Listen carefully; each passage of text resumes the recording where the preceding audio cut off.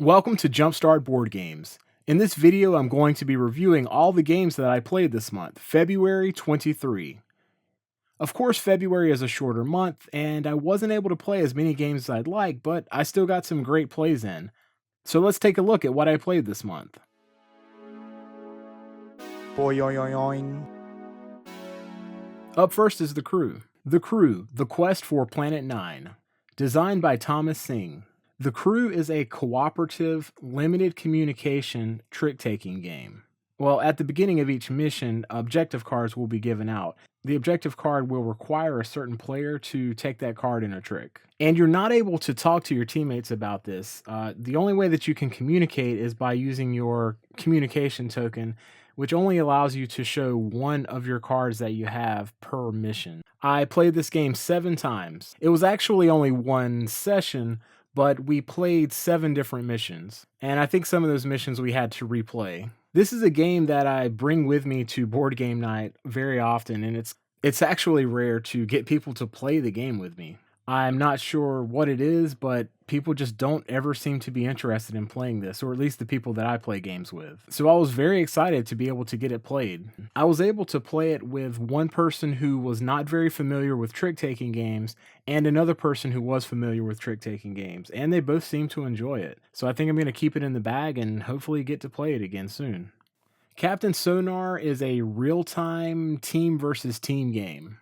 It plays best with 8 players, 4 versus 4, where each member of the team has a very unique job.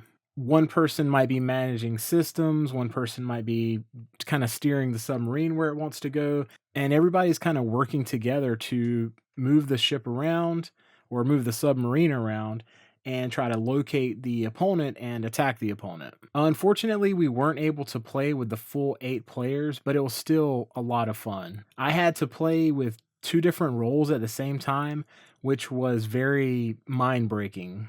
We played with a couple people who seemed like they were new to games, and they seemed to like it a lot. And I played with a couple experienced gamers also, and they also seemed to enjoy it. I'm hoping to play the game again, hopefully with 8 players, so people aren't having to play more than one role at a time. Bad choices. This game is essentially the party game Never Have I Ever.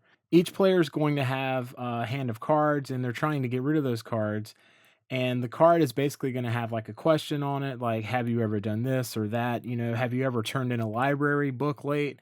And in order to get rid of that card, you have to put it in front of a person and ask them that question, and they have to answer yes to the question that's on the card.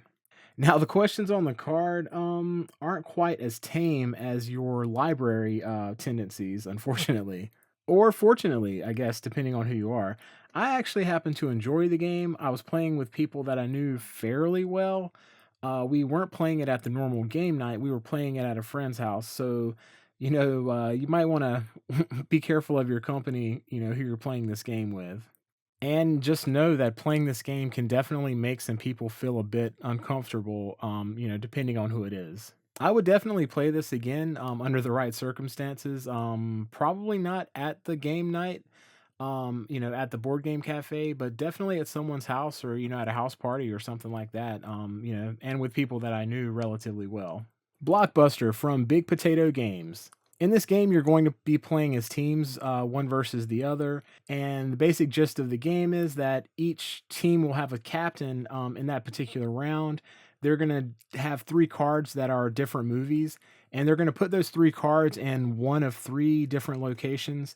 And the location is going to determine what kind of clue they're going to be giving the rest of their team to try and get their team to guess that movie that's on that card. One of the locations only allows you to give a 1-word clue. The other location allows you to say a quote from the movie, or if you can't think of a quote or don't never even watch the movie, maybe you just kind of make up a quote that seems plausible that might have been in the movie. And in the other location, you actually act it out. This is a really fun game. I played it with someone who was like a movie guru, and we lost to them pretty badly. But I still enjoyed the game and would love to play it again.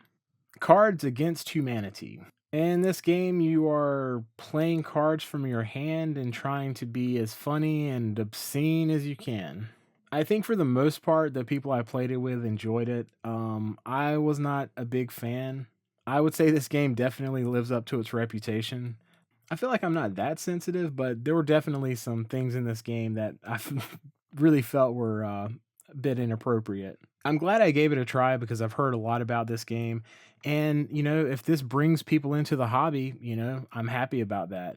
It's just definitely, it's not a game for me. I played other games that are similar to this one. Not really a big fan of those either, but this one I definitely have, no desire to play again. Container is an economic game where you are producing goods and trying to entice people to come to your harbor and buy your goods. And you're also trying to buy goods yourself and try to profit as much as you can, get the most money at the end of the game. I've been wanting to play this game ever since I heard of it, probably about 2 years ago. I was very excited about being able to play this. I normally like economic games, and it definitely lived up to its reputation. And it lived up to my expectations as well. What I really like about this game is you can kind of set the prices like you want. It's not quite as open as I thought that it was. You are limited to what price you can set, but there's still a lot of flexibility. And the decisions you make, if you set it too high, people aren't going to want to buy it. If you set it too low, people are going to gain more profit off of it than you. So it's a nice balance between those highs and lows and trying to figure out what is best to optimize your own little economy. I'd really love to play this one again, maybe try a different strategy, and see if I can come out on top this time. Daring contest is basically like a truth or dare game, but you have some control over what kind of dares you're going to be doing. And honestly, I don't really remember any truths being in the game. You're going to have a hand of cards, and one person is going to be like the judge or whatever. And everyone is going to give that person one card. And then that person is going to choose one of those cards, and whatever's on the card, the person who gave them that card has to like do that dare. So you have some control over what you're doing. So if you don't want to, do anything too crazy, you don't give them that card. But the crazier the dare is, the more points you get. But none of the dares are really all that outlandish, mostly just, acting silly, that kind of thing. I was able to see some friends pretend to be burnt popcorn, and one friend pretend to be a cat. So yeah, that was pretty interesting.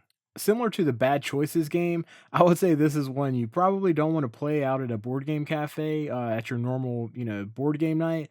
But if you're playing it at a house party or something, yeah, I think it's a really fun game.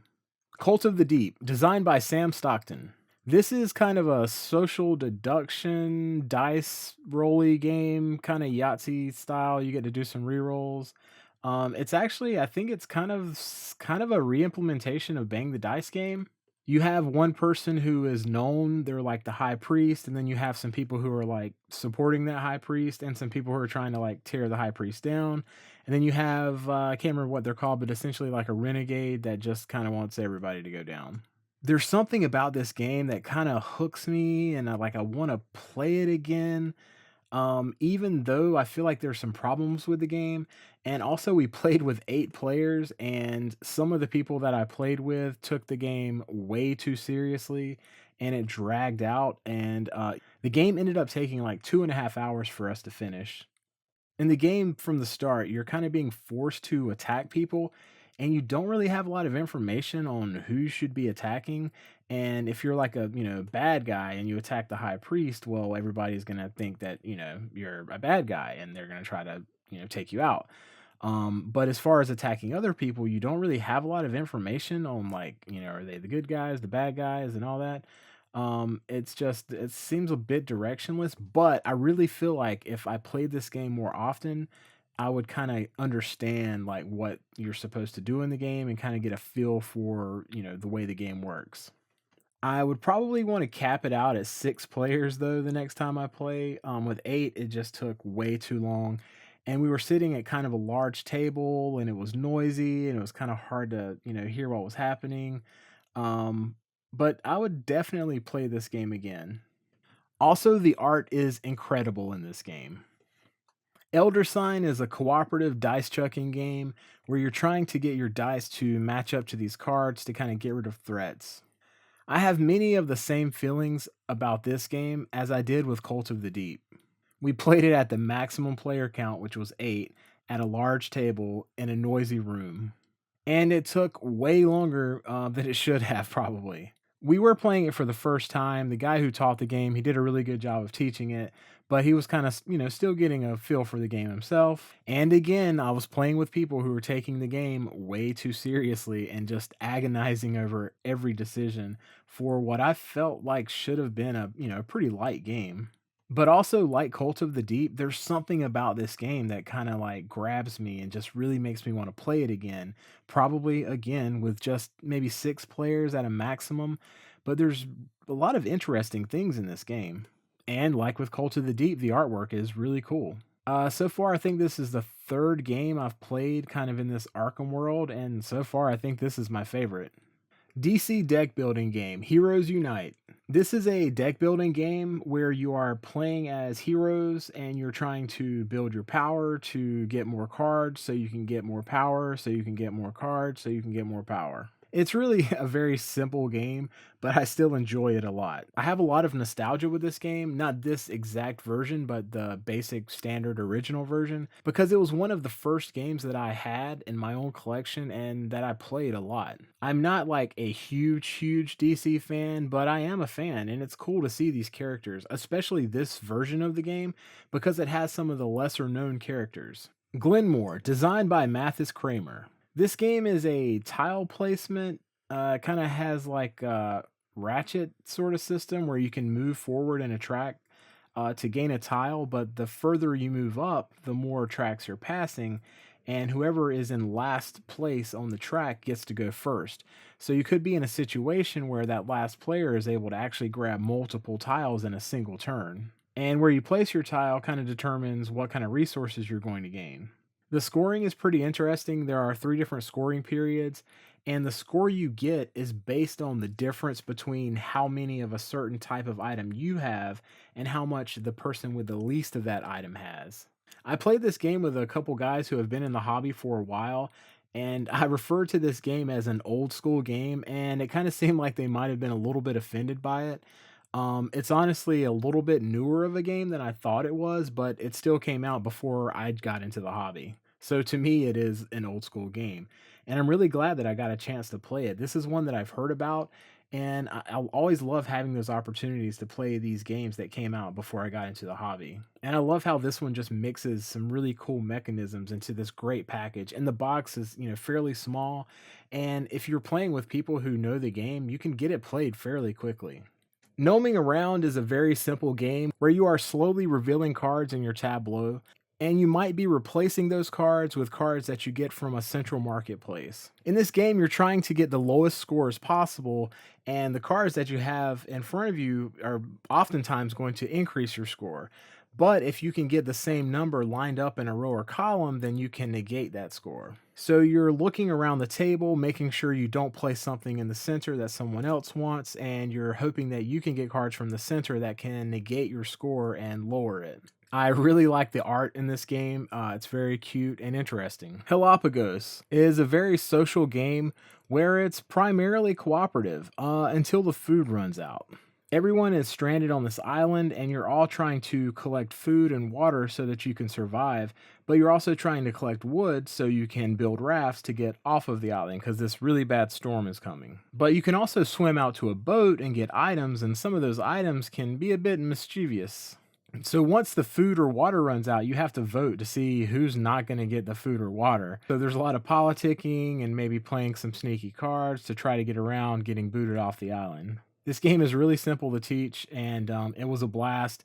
There was one of the people that we played with. They kind of made themselves a target with some of the cards that they played, but the way things turned out, no one could get them off the island, so they actually ended up winning the game.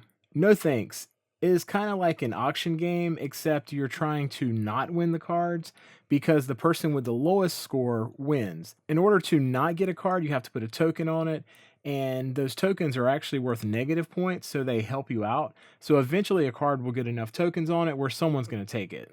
I was actually sitting around a table waiting for a friend to show up to start a game, and these other guys were trying to get me to start a game, and I told them I really couldn't, but then they broke out No Thanks, and I was like, okay, yeah, I've got time for No Thanks. I mean, you've always got time for No Thanks. It's a very short, quick game. It's a lot of fun. The guy who taught it very well, but it seems like every time I play this game, there's always a couple people who just like they can't wrap their heads around it. It's not that difficult of a game, but it is kind of weird. It forces you to think in like a weird way, the way the game works. I mean, because normally you're trying to get cards.